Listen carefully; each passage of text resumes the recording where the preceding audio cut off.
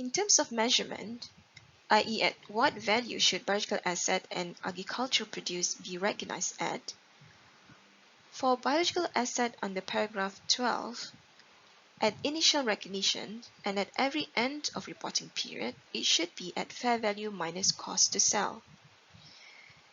If the value cannot be measured reliably, it requires us to refer to paragraph 30, which states that we should use cost minus accumulated depreciation and accumulated impairment loss. This is just like cost model. And at any time after that, when the value of fair value minus cost to sell can be determined, we should immediately convert the value to that value of fair value minus cost to sell. Here, we also need to recognize any gain or loss from the change in value.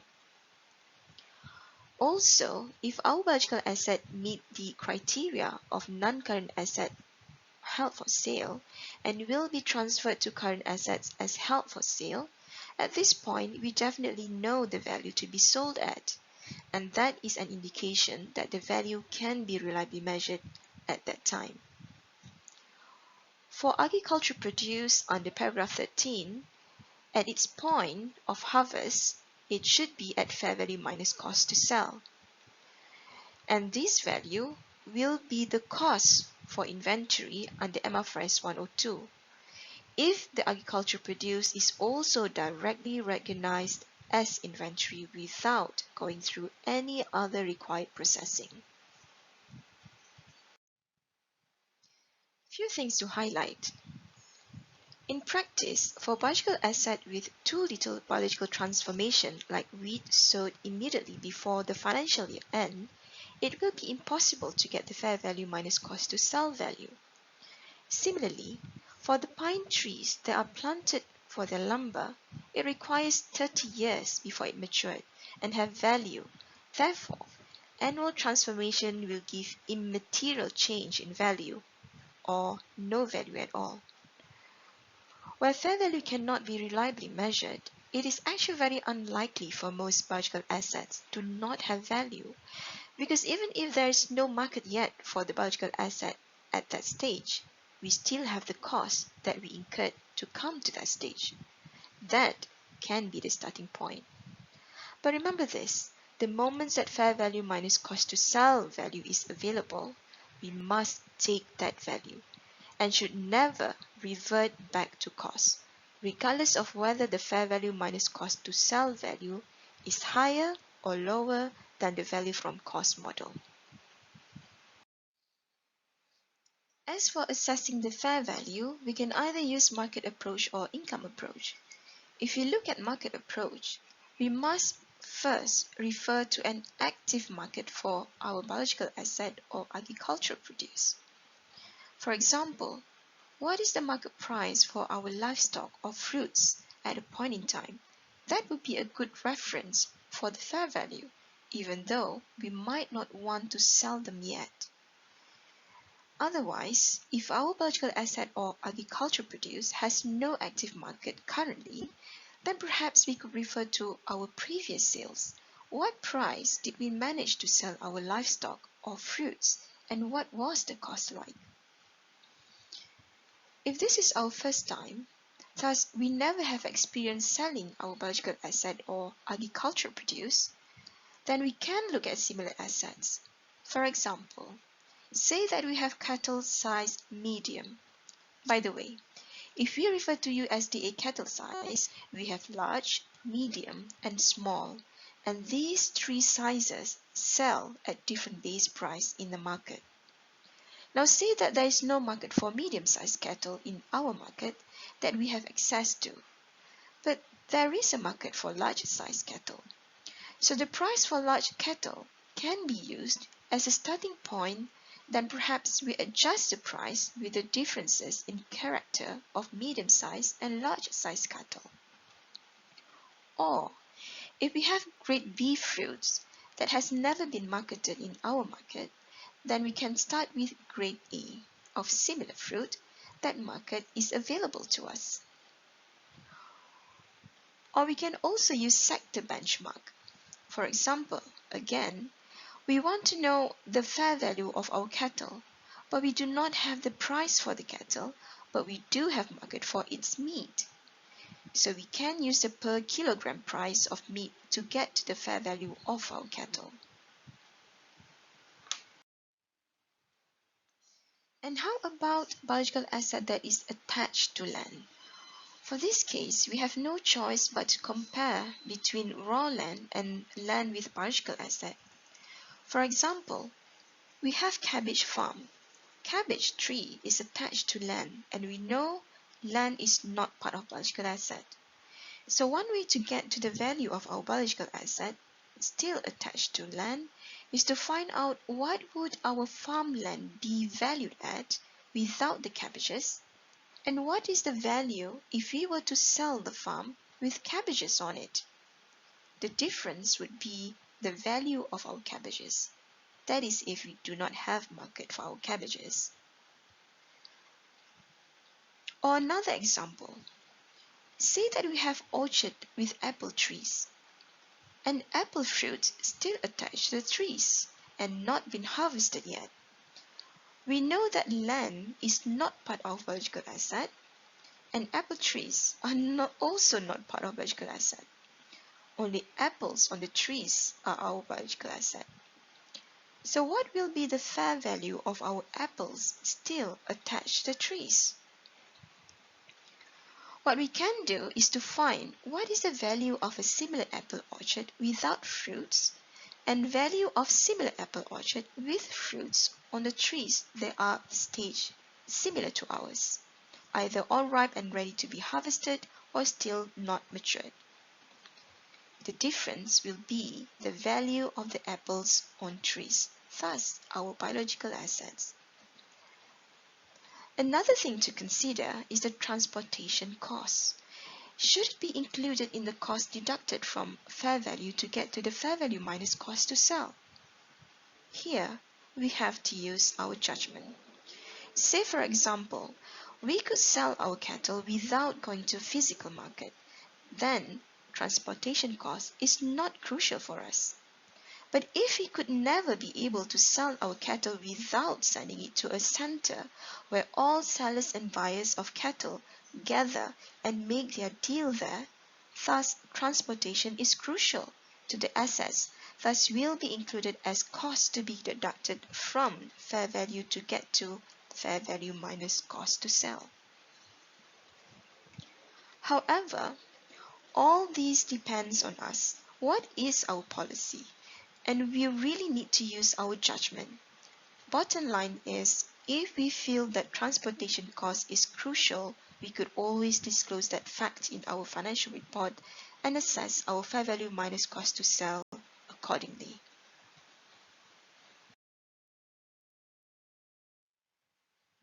If we use income approach as the basis of fair value determination, we have to refer to the future income that we can get from our biological asset.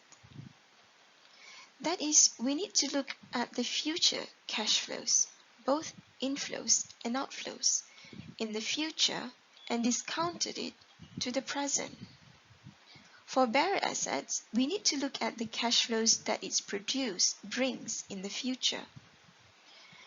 And also, note that since we are looking at cash inflows and outflows, we also might need to include imputed charges like notional rent of land as part of our cash outflows. And for agriculture produce on bearer plants, perhaps the cost to rent them in order to get the agricultural produce. Now let's look at other questions that we might be interested in about bearer plant or bearer asset. How about immature bearer plant? Should it be under MFRS 116 still? The answer is yes, as it would be like an asset that is still under construction. When exactly a biological asset reach maturity? Definitely there is no one standard answer, as the type of bearer plants or bearer assets varies. One thing for sure, we really need to be well informed and have knowledge about our biological assets and make sure it is stated in our policy to be followed when recording its value. What depreciation method should we use? Again, we need to use our judgment and refer to our company's policy. Whatever it is, depreciation method must reflect pattern of use. And if we have no idea, we can always use the straight line method. Just need to use informed judgment on its useful life. What about impairment? Will all bearer plants subject to impairment? For this, we need to refer to MFRS136, and as we have discussed before, it too uses a lot of judgment. And finally, how about the notional rent? Can it be capitalized as part of the bearer plant? The answer is no. Notional rent is only determined if we do not actually rent the land where our biological asset is attached to. So it cannot be capitalized as it is not a real value of cost incurred. If we actually rented the land, the actual amount can be capitalized as part of our bearer plant. How about recognizing the gain and loss from agricultural activities? Para 26 states that for gain or loss resulted from initial recognitions of biological assets, like when a calf is born, that is a gain to us since we do not really spend anything to get another future cow or bull, and changes in fair value minus cost to sell of biological assets, either due to biological transformation or simply changes in market prices. All must be included in the profit and loss in the period where it arises, i.e. the period where the gain or loss is relevant to.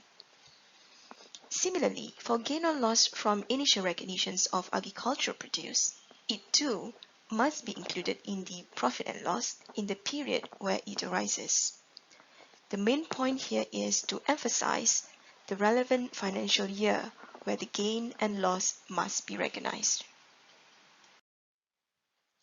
For government grants, specifically for agricultural activities, we should only recognize in profit and loss when it becomes receivable, and if it comes with any conditions, make sure that the conditions have already been met to ensure that the grant is receivable.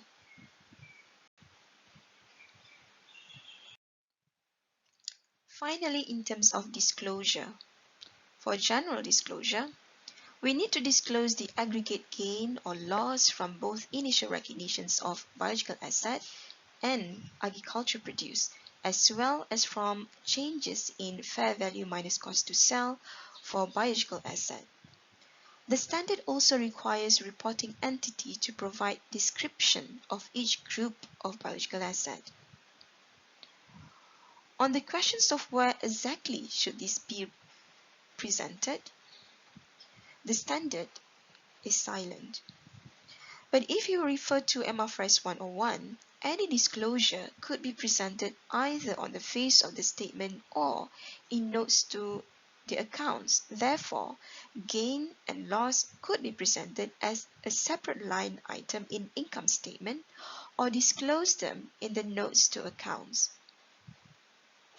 However, in practice, companies prefer to present them on the face of the income statement, which is beneficial to users as they could immediately be informed of that. For the questions of where exactly on income statement, again, the standard is silent. However, it should be after revenue for gain and before other expenses for loss. Here we have the summary of the required disclosure. Just to note, we can have initial losses on biological asset when we purchase our cattle. The cost is the initial loss as well. Initial gain, for that matter, could be as mentioned before, when a calf is born of our existing cow, so without incurring costs, a new biological asset is generated. Changes in fair value minus cost to sell for biological asset is simply differences in value from period to period, either increasing or decreasing. We can have an increase in value from growth in biological asset, procreation like the baby calf, and also a high market price. We can have a decrease in value from degenerations of biological assets, like when our plants attacked by diseases and died, sickness of our animals that makes them thinner, and a lower market price. For initial gain or loss on agricultural produce, this can be from the change in carrying amounts of biological asset after harvest and fair value minus cost to sell of the harvested agricultural produce. Another disclosure requirement is a statement that shows the reconciliations of the carrying amount of biological asset from period to period, that is, from beginning of the year to the end of the year. It shall include gain or loss arising from changes in fair value minus cost to sell, increases due to purchases, decreases attributable to sales and biological asset classified as non-current asset held for sale, decreases due to harvest, increases resulting from business combinations, net exchange difference arising on the translations of financial statements into a different currency, and on the translations of a foreign operation into the presentation currency of the reporting entity, and other changes. For point E and F, both has nothing to do with the biological transformations of the biological asset or changes in its market price.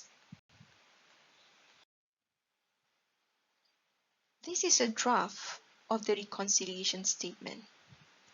We start from the carrying amounts of biological asset at the beginning of the year, showing changes in between like gain or loss, increase and decrease, as well as transfer of biological asset that bring us to the carrying amount at the end of the financial year. Now, in terms of costs of agricultural activities, you might be asking what happened to these costs. According to the standard, we are required to record our biological asset at fair value minus cost to sell. That is a reference made not to the cost, but to the market price. Basically, there is no guidance in the standard, but we can use our judgment, and we know cost can also be capitalized. So we have two options, either to capitalize the cost and reconcile the difference in value later when fair value minus cost to sell is available, or directly expense all costs and recognize only the fair value minus cost to sell value. Here is an example of the case. Say we have a cost of 100 ringgit and we decided to capitalize the cost incurred.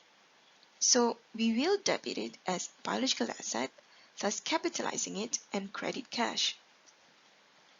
When the fair value minus cost to sell value is available, say at 150 ringgit, we do adjustment to the value. Since we already recognized 100 ringgit earlier, now we only need to add another 50 ringgit to our biological asset account to make the carrying amount equivalent to its fair value minus cost to sell. And this will be a gain for us, thus we credit gain on remeasurements of 50 ringgit. It is a gain simply because we incurred only 100 ringgit, but the fair value minus cost to sell value is actually more than that. In the income statement, we will have gain on remeasurements of 50 ringgit with no production costs, i.e. no expense. If we decided to expense the cost, we then debit expense, a production cost for example, this will need to be transferred to income statement. When the fair value minus cost to sell value is available, we recognize our biological asset, so we debit biological asset account 150 ringgit and credit gain on remeasurement of 150 ringgit too. The entire amount is a gain because initially we do not have this asset, and now we have an asset worth 150 ringgit. Thus the entire amount is a gain.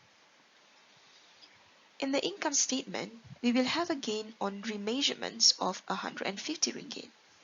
But this time, we also recognize an expense from the cost incurred earlier of 100 ringgit. Therefore, again, we have a net effect to income of 50 ringgit.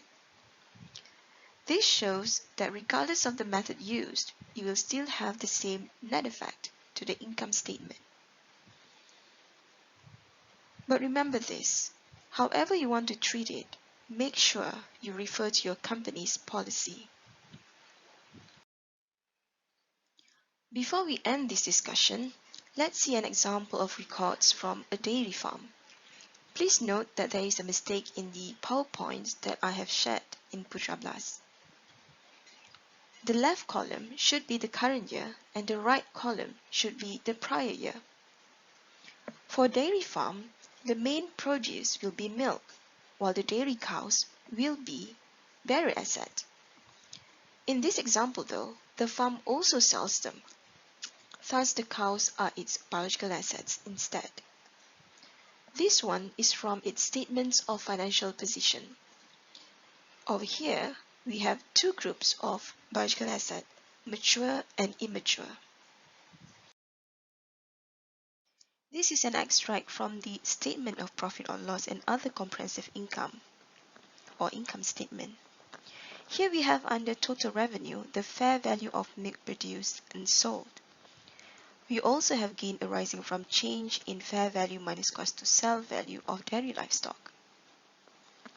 We also have cost of production, therefore we could assume that the farm expends its cost for agricultural activities on its farm. A statement of cash flow from the farm would look like this. This is from its operating activities. We have cash from sales of milk, sales of livestock, cash paid to suppliers and employees, and cash paid for purchase of livestock. This is for the farm disclosure, a reconciliation statement. Please note the correction in the values here. We have at the beginning of the year a carrying amount of 459,570 from the mature and immature livestock recorded at the end of prior year. The farm purchased new livestock amounted to 26,250, assuming that the farm do purchase in cash and credit. There are gains from changes in fair value minus cost to sell value due to physical changes, that is, from immature to mature, and changes in fair value minus cost to sell value due to price changes. This has nothing to do with the biological transformations of the livestock. The total amounts of 39,930 is disclosed in the income statement. There is a decrease in biological assets due to sales and a transfer to inventory, biological assets ready to be sold. Right, we are done with biological asset discussion. Now it's your turn to do the recording.